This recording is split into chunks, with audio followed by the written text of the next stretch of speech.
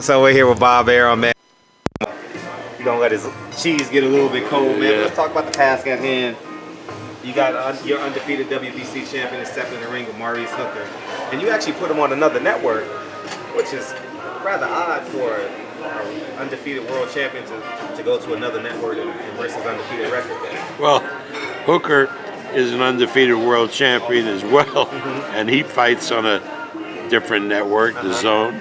So if the fight is going to happen, you've got to make an accommodation one way or the other, I would think, right? You're right, you're right. How did that come to fruition? Or are y'all just basically trading off? Like, you take this one, I take that one because you got Lomachenko coming up? Y'all just... Yeah, absolutely. That's exactly what we did, because the only way you're going to get fights like this happening is if you make compromises, and it can't be all one way.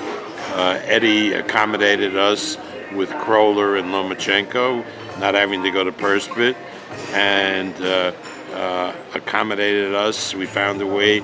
Loma wanted to fight in the UK, and he's going to fight Campbell in the UK, but ESPN is going to handle the television in the United States. Okay.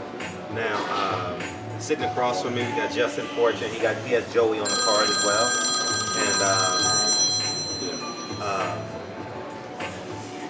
And Manny Pacquiao stepped into the ring, did 500 pay-per-view buys.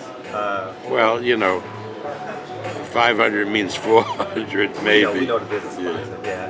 And did you give up on Manny too soon, you think? No, I didn't give up on Manny. I just couldn't afford to pay Manny the amount that Manny had been getting when he was doing 1 million buys. Manny, I would never give up on Manny, but I, again, didn't want to take these losses that you have to promote a Manny fight. The only way they can get back what they've lost is to have him fight Mayweather. And do you think that fight will happen? I have no idea. Well, certainly Manny would want that fight. Yeah. The question is whether Floyd would. How did, speaking of pay-per-view, Terrence Crawford's pay-per-view was never released? Did you ever want to release that, or was it? I don't know. It was not for us to release. It's for ESPN to release it, and they just never release numbers. If it's on regular ESPN, it's ratings. If it's on ESPN Plus, you don't see any viewer figures. Moving forward, what's next for Terrence Crawford? Beyond he's going to fight once this year, and then we'll see what happens going forward. Obviously, the fight he would like is Spence, and I think Cal Brook means nothing anymore. And as far as Al is concerned, we're working with Al on Fury and Wilder, and once you start working on one fighter, you get snowballs. How is that coming with Terrence Crawford presumably maybe getting? He's probably not going to get because the schedules will be a little bit different maybe. So he's obviously not going to probably jump right into an Earl Spence fight. Is there any negotiations for, like, no disrespect to the opponents that you guys could be considering, but maybe like a JV opponent, like a Julio Diaz or John Molina, any of those names been mentioned? Who's Julio or Terrence Diaz? Crawford? Juan Diaz. What's his name? Felix Diaz. Sorry, Felix Diaz. I never even heard of him. Terrence Crawford beat him at 140. The Olympian, right? If I'm not mistaken. I don't know. Well, John Molina. Didn't he fight Molina already? Yeah, no. What I'm saying is there any negotiations with the level of opposition for Terrence Crawford? Not that I know of. Okay. How is the Earl Spence fight going to happen, and when can you foresee it happening? Well, probably next year. Late next year, you say? No, early next year. You think so? Yeah, sure. I mean, the Spence Porter fight is on pay-per-view. It's not going to do any business. So in order to do business for Spence and for Crawford, they have to fight each other. How was the contracts that you sent over for, you said Danny Garcia? Did you send a contract over for Danny Garcia? When? Prior to Terrence fighting. Yeah. Talk about that. We didn't send a contract over, we made an offer. What's the difference between an offer and a contract? Well, the contract is on paper. An offer is verbal. We made an offer verbally, and they never responded. And we would like to fight Garcia. That would be great, but I don't think the father is interested in the fight. Do you think it's growing frustration? Is it upset as shooter? Is there growing frustration for on your end that Terrence Crawford hasn't fought an A-level opposition at 147? No.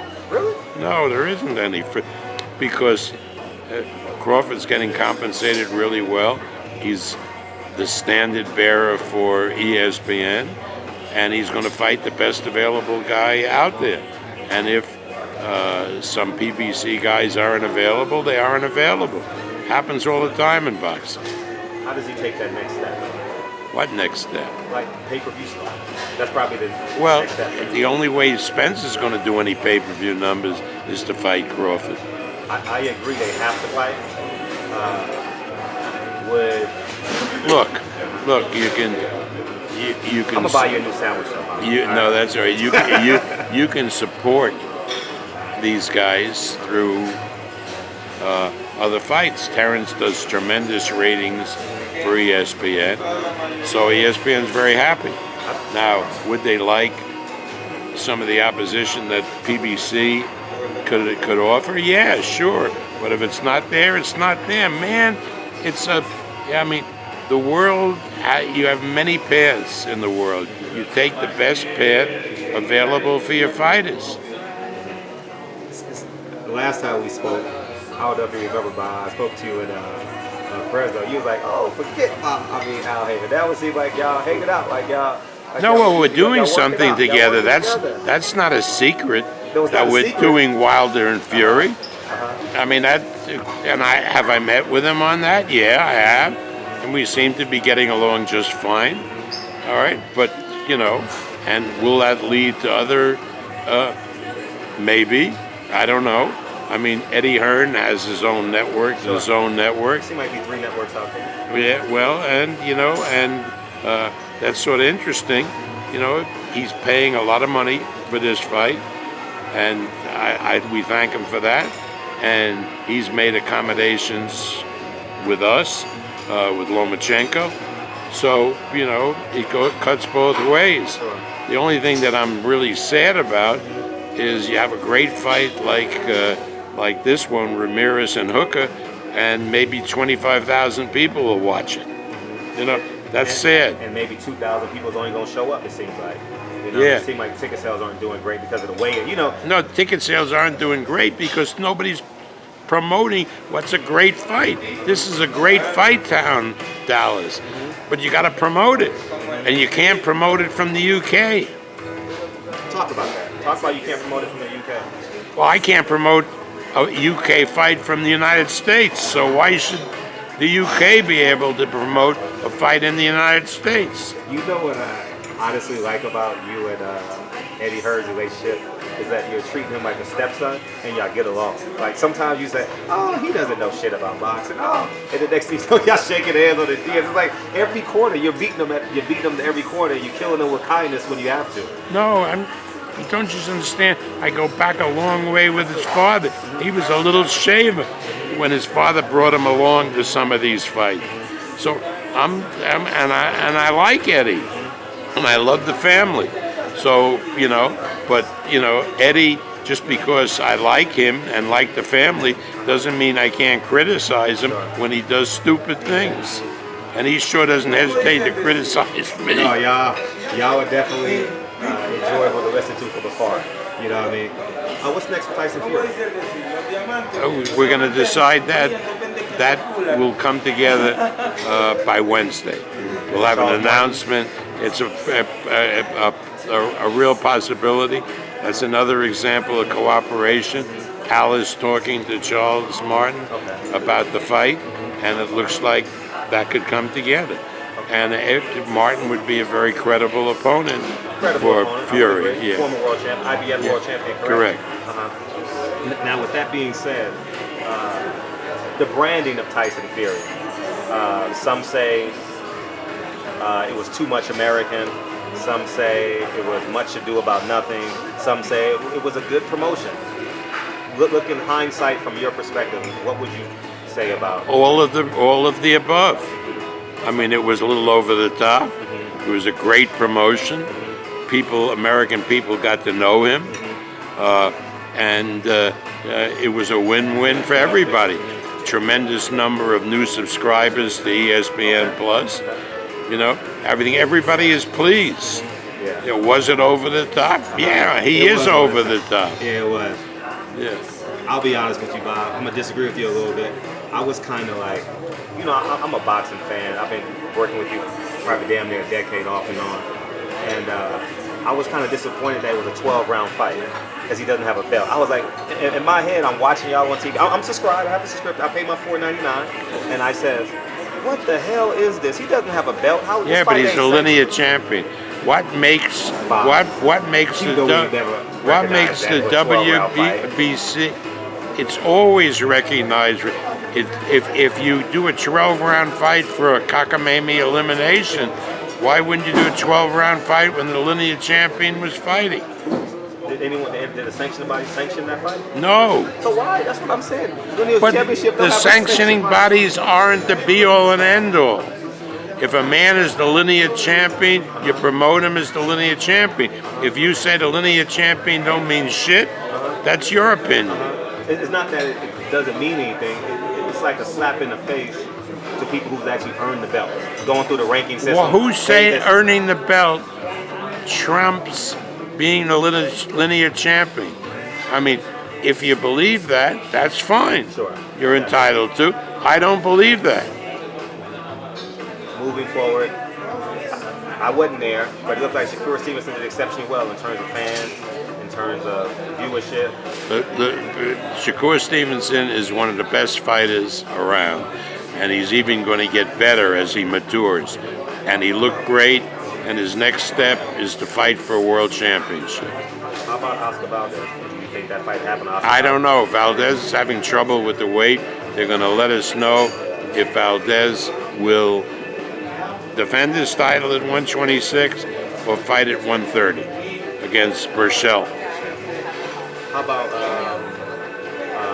his frustration? I saw him on Max and Boxing. He looked a bit frustrated, like, I'm not being promoted. It seems like on the outside looking in, I used to write for a black newspaper. It seems like Terrence Crawford and Shakur Stevens kind of taking a back seat to like, and I called it the circus with Tyson Fury. And it seemed like they're playing second fiddle when they're the actual Americans. Shakur Stevenson being a silver medalist. Shakur Stevenson and Terrence Crawford are being promoted extraordinarily well. Tyson Fury is a one-off and brings a lot to the table. Is he a better fighter than they are? I wouldn't say so. But again, Tyson Fury is being promoted like a Superman, like something really unique, and there's nothing wrong with that. That helps boxing. What? Haley's comment. Yeah, I mean, if they were in the same weight category as Tyson Fury, they could complain, but they're not. You don't hear Lomachenko complaining about how Tyson Fury has been promoted. Now, moving forward to this past weekend, obviously you had some tough concern. Obviously, you want to send your condolences to Mac's family. Yeah. And what was your impression of Teofimo Lopez's performance? Terrible. Don't hold any punches, Bob. Don't hold any punches, Bob. No, I mean, it was terrible. I mean, he's got to realize this is a really good business. His training camp was abysmal. The only thing that was good was the nutritionist, because we got put in a nutritionist, so he didn't have trouble making the weight, but he didn't train right for the fight. And if he doesn't have a good training camp and get ready for his next fight, Comey will whip his ass. Comey is a good fighter. It's literally like a dark horse in every sense of that word, meaning that he's literally dark. People underestimate him. Then they get in the ring and realize he is a thoroughbred in the ring. I agree with you. You know what I mean? I agree with you. There's no argument. Now, two things I took from that fight. One, after the fight, Teofimo Lopez made a comment on, did you see it on social media where he says, when I don't fall in love with boxing anymore, I'm basically, I don't have to deal with this anymore. And Teofimo Lopez's dad made a comment, an unsavory comment, in the middle of the round. It was absolutely disgraceful. Teofimo Lopez's father has to either control himself or get out of the picture. That was absolutely unspeakable and uncalled for. Thank God Lopez was fighting a Japanese instead of an African American. Oh, it would have been worse. You would have had blood on your hands. That would have been worse. I mean, but no matter what, there is no excuse for using that word. None. And actually, Andre Ward, he alluded to that in his 30-second monologue. Yeah, well, Andre's a very intelligent guy. He's one of the best. And I mean, I have been blown away how good he is as a commentator. Now let's talk about I know you're not gonna hold back any punches. Dillian White situation. 3 days before the fight, it was your fighter, Oscar Rivas. Were you notified at any point as to? No, and they had no obligation to notify me, but they certainly had an obligation to notify Oscar Rivas and his manager. That was an absolute disgrace. The BBC always had a reputation for integrity, the highest standards in the sport, this and that. What they're doing is absolutely a disgrace to boxing, a disgrace to British boxing. I mean, something is wrong here, and they have to be investigated. It was not only the performance-enhancing drugs that they found, but what about what they did with the gloves? I mean, and what about the referee when Rivas has him in trouble in the late rounds, breaking it up every 20 seconds, Same thing with Takum warning and him. Joshua. What? Same thing with Takum and Joshua. I don't know if you remember that fight. Yeah. Same thing. Yeah. Same thing. What's the solution? Because I find it so ironic. I go to my hotel room. You know, I have nothing to do but read articles. I'm here by myself, and I say, how the hell? I feel like I can talk to you, Bob, like I'm in the streets a little bit. How the hell can these motherfuckers overvalue a glove and warn everyone about some boxing gloves, but not warn everyone involved that Dillian White has PEDs in his system? I don't. I think there's two different things. It's two different things. Yeah, one, they should have, no question about it, and they shouldn't allow him to fight. Number two, with the gloves, they approved certain gloves, the fighters, and then the guy comes in, Dillian White, with another brand of glove, and he has them on, and they say, well, too late. Too late what? These aren't the gloves we approved. And then they didn't let him even examine the gloves after the fight. After the fight. So he probably has some. You remember? I remember. Margarita wasn't the gloves; it was the wraps. The wraps. That's what I mean. But I remember a tragedy when on the Duran card, Duran and Davey Moore. Okay. When they had. When they had, they took the padding out of the gloves, and Billy Collins got stopped. And when the father looked, he saw there was no padding in the glove. The commission then had the investigation. It ended up with criminal sanctions. But the idea that they allowed him to fight on gloves that nobody had approved, and secondly, they didn't allow an examination of the gloves after the fight. What does that tell you? What does that tell you? That tells you all they give a shit about is for their own fighters. They've turned this into a seedy business, and that's for the BBC, which had such a sterling reputation. For them to do something like this is the disgrace. And why am I so upset? Well, because I'm in boxing. But secondly, I got Lomachenko going over there to fight August 31st. And these guys are going to figure out ways to screw Lomachenko. But Lomachenko is so good that you can't beat him.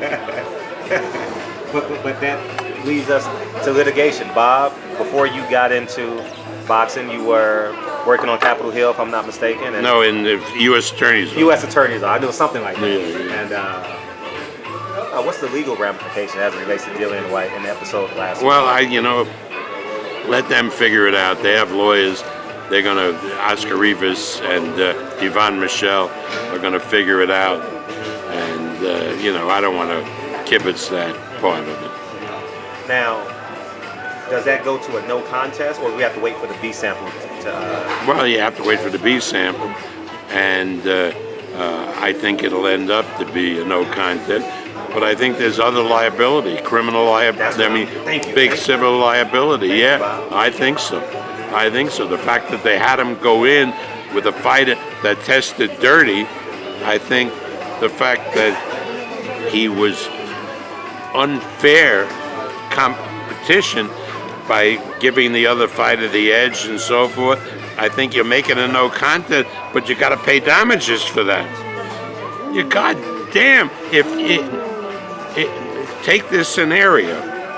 If he had been hurt in the fight, Rivas, and then there's insurance, and the insurance company won't pay because the guy he's fighting had PEDs and everybody knew about it, the insurance company doesn't have to pay.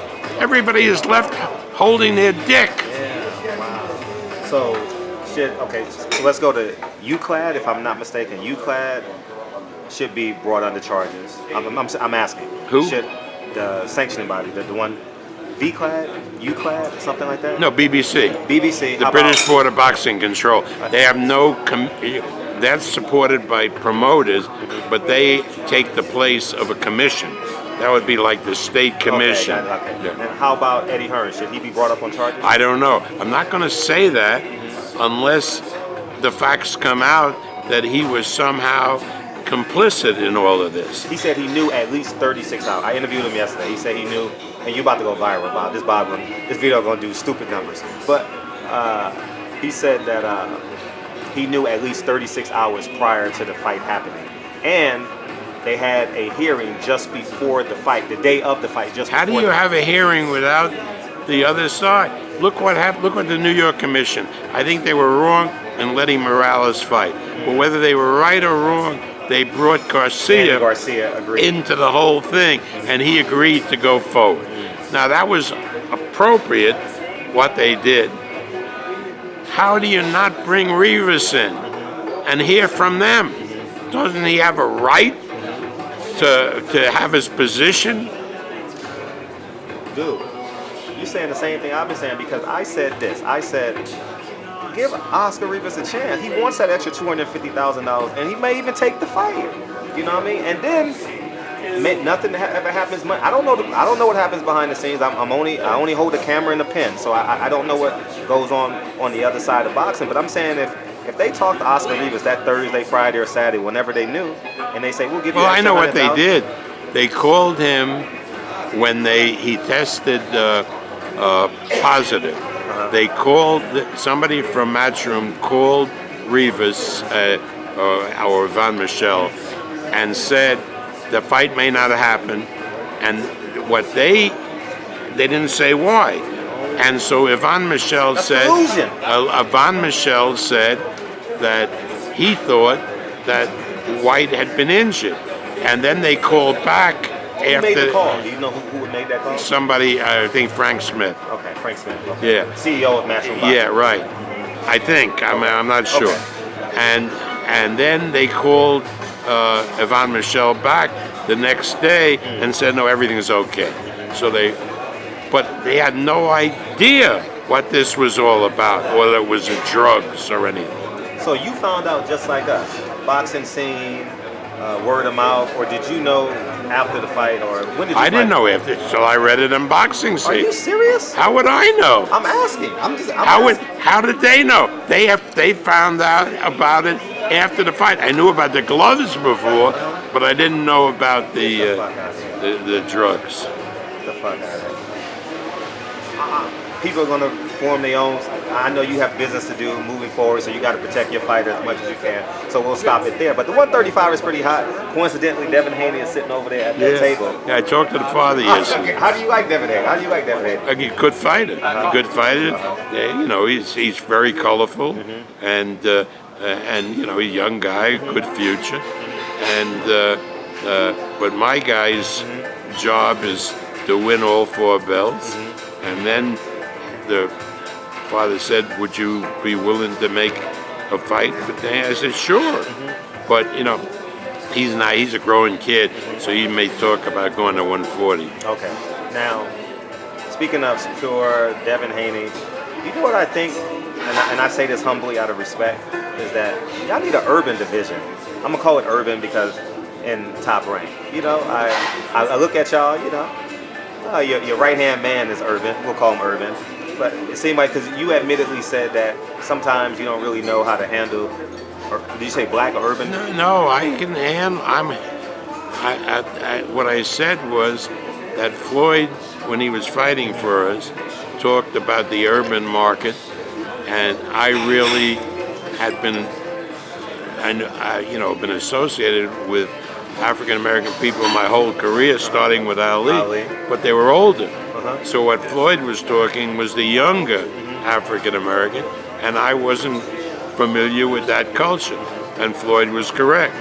But now we're getting familiar, and we have a lot of. We have a lot of fighters, and a lot of African American fighters. You know, we know the fighters, but I mean, if I can say this, Evan Korn doesn't really know how to handle a black fighter. Well, he doesn't know how to handle a lot. He does know how to handle. He's a young kid. No, he's a young kid. And Evan he'll Korn learn. is lost. Evan Korn is lost. Yeah. But I just want to say, I'm gonna order you another sandwich, Bob. I just want to say thank you for your time. Okay, my pleasure. And but let's concentrate on this English situation. Okay. Any last words on that? Because your fight is going over to August 31st.